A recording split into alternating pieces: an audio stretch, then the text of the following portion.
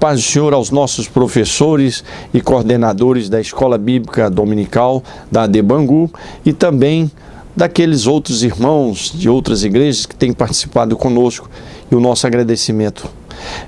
Estamos estudando nesse trimestre as doutrinas fundamentais da vida cristã. Essa revista ela é uma homenagem, ela é escrita pelo nosso líder Bispo Abner Ferreira, e ela trata das doutrinas fundamentais em homenagem aos 500 anos da Reforma Protestante. Por quê? Porque todas essas doutrinas fundamentais, das quais nós estamos estudando, elas estavam apagadas durante quase 1000 anos no cristianismo. E através da Reforma Protestante, essas doutrinas voltaram à sua função real, e a exercer um papel novamente fundamental na igreja, como Deus sempre quis, e o Espírito Santo.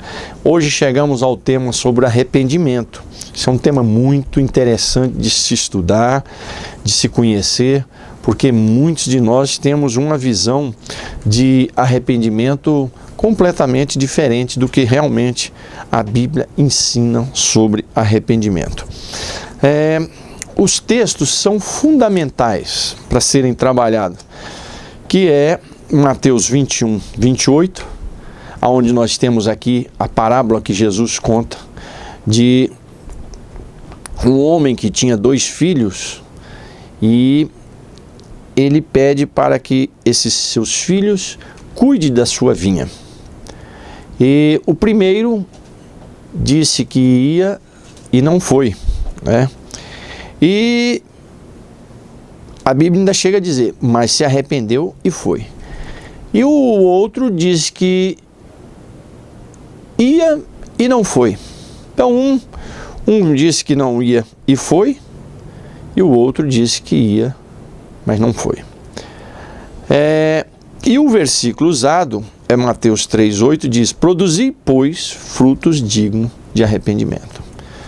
Então, amado professor, o que eu queria sugerir a você, em primeiro lugar, é que você levante com a classe uma definição da parte deles, sendo que você já tem a definição bíblica nas suas mãos, mas eu quero que você levante da parte deles, a minha sugestão, o que eles entendem por arrependimento. Qual é a análise dos alunos sobre arrependimento? E alguns exemplos. Peça a eles para eles darem exemplo, mesmo se for errado. Peça para eles dar, para você ver qual é a posição, o conhecimento deles sobre arrependimento. Se for certo, melhor ainda, para você até usar como exemplo na aula. A verdade, o tema é muito rico e a revista foi muito bem dividida, os 3 temas. A necessidade do arrependimento, Ele vai trabalhar aqui 3 coisas dentro dessa necessidade do arrependimento. O arrependimento, o significado do arrependimento, por que necessitamos do arrependimento, o agente provocador do arrependimento. Aí vem o tópico 2, o processo do arrependimento. A confissão, a contrição, tudo isso. E depois vem os frutos do arrependimento. O abandono da prática do velho homem, do pecado, uma novidade de vida. E é o que está aí, e está muito bem dividida, pode ser muito bem trabalhado a revista sem sair dela. Porém, deixa eu só, como eu disse a você, para você levantar com o seu aluno uma definição da parte dele sobre arrependimento, eu queria trabalhar rapidamente aqui esse texto. Esse texto trabalhado pelo Bispo Abner, esse texto também é muito bem trabalhado, como aqui está, por Lloyd Jones, faz um trabalho espetacular também sobre esse texto, que está praticamente exposto aqui na revista. Essa parábola é um dos grandes símbolos e ensinos sobre arrependimento. Um homem, dono de uma vinha, ele tinha 2 filhos. Ele chamou o primeiro e disse, meu filho, vá trabalhar na vinha, vá lá dar uma arrumada. Esse rapaz disse, eu não vou. Aí o próprio texto diz, ele se arrependeu depois e foi. O outro filho ele chamou e disse, meu filho, vem cá, vai lá cuidar da vinha do seu pai. O rapaz disse, eu vou. Só que ele não foi. Então daí vem um exemplo de arrependimento.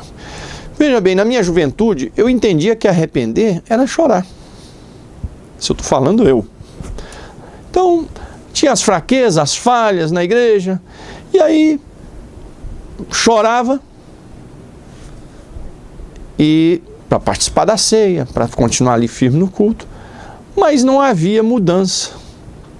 Continuava com as mesmas falhas, com os mesmos erros. Até o dia que eu estudei a doutrina do arrependimento. Arrependimento é mais do que chorar. O choro faz parte do arrependimento, por quê? Porque é uma comoção também, é um quebrantamento, então faz parte, mas não é o principal. Chorar não é o principal do arrependimento. Muitas vezes a gente vê pessoas na igreja chorando, é uma manifestação de quebrantamento, de tristeza, mas não quer dizer que houve uma mudança. Arrependimento simplesmente é mudança de posição. Arrependimento, às vezes, não precisa nem chorar. É só mudar de vida. É mudança de atitude. É mudança de posição. Você está indo para o norte, você deixa de ir para o norte e vai para o sul. Você está indo para o leste, deixa de ir para o leste e vai para o oeste. Arrependimento, trabalhe isso com o seu aluno, discuta isso, frise isso, marque isso na mente dele. Arrependimento é mais do que chorar, é só mudar de vida, é mudar de propósito, é mudar de projeto, é mudar de caminhada. A Bíblia nos diz desses dois jovens, um disse que não ia, eu não vou, mas depois ele se arrependeu, quer dizer, ele mudou o seu conceito, mudou os seus pensamentos e disse, eu não vou deixar de desobedecer meu pai, eu disse que eu não ia, mas eu vou lá sim. Ele mudou, a Bíblia não diz que ele chorou, que ele pranteou, nada, simplesmente ele mudou de atitude. Arrependimento é mudança de atitude, é isso que eu quero que você trabalhe e frise bastante com o seu aluno, deixar isso claro para ele, que arrependimento é mudança de atitude. Muitas salas de aula nesse domingo, muitos alunos terão uma explosão de crescimento espiritual a partir de um verdadeiro entendimento sobre o que é um real arrependimento. Sabendo que o arrependimento é o Espírito Santo que produz e trabalha, mas precisa da atitude nossa, uma tomada de posição, de mudança de atitudes. As minhas atitudes são de uma forma, eu me arrependo disso, da agora para frente as minhas atitudes serão outras. Então isso é mudança de vida. Eu vivia para o pecado, agora eu mudei a minha atitude, não vou mais viver para o pecado. Então arrependimento é isso. Então você precisa frisar isso com o aluno. É diferente, arrependimento também, é preciso você levantar a questão, qual a diferença entre remorso e arrependimento? O remorso é aquele sentimento que bate de tristeza, por que você fez aquilo, mas não há mudança. Pedro sentiu arrependido quando pecou. Ele negou Jesus como Judas. Os dois negaram a Jesus. Os dois apóstolos negaram a Jesus. Tanto Pedro como Judas. Mas Pedro chorou amargamente e teve um encontro com Jesus e mudou de atitude. Judas, ele não se arrependeu. Ele não mudou de atitude. Ele sentiu um remorso, devolveu as moedas e suicidou-se. Porque o remorso, ele produz uma emoção interior, um reconhecimento real do erro, do pecado, mas ele não produz mudança. Mas o arrependimento, sim, esse muda. Então, discuta isso com o seu aluno sobre essa questão. O verdadeiro arrependimento é essa mudança de vida. É aí onde Deus vai estar trabalhando. Outra coisa que eu queria que você levantasse com o seu aluno é o seguinte: peça para ele te dizer exemplos sobre o fruto de arrependimento. O fruto do arrependimento. Levante com os alunos, discuta eles, deixa eles trabalharem o que é, levante com eles o que é frutos de uma pessoa arrependida. Ora, amados, o arrependido, além dele mudar de vida, ele agora tem que produzir frutos de arrependido. Abacaxi não vai produzir laranja, abacaxi tem que produzir abacaxi. Laranja não vai produzir maçã. Pé de laranja tem que produzir laranja. Pé de tangerina não vai produzir melancia, vai produzir tangerina. Quem não se arrependeu vai continuar produzindo frutos do pecado. Quem se arrepende também tem frutos. Quais são esses frutos? Levante isso com o seu aluno, peça a eles para sugerir qual é a posição deles, né? O fruto do arrependimento é uma nova vida em Cristo, é uma vida de abandono ao pecado. Então, Jesus diz, pelo fruto se conhece a árvore. Entendeu?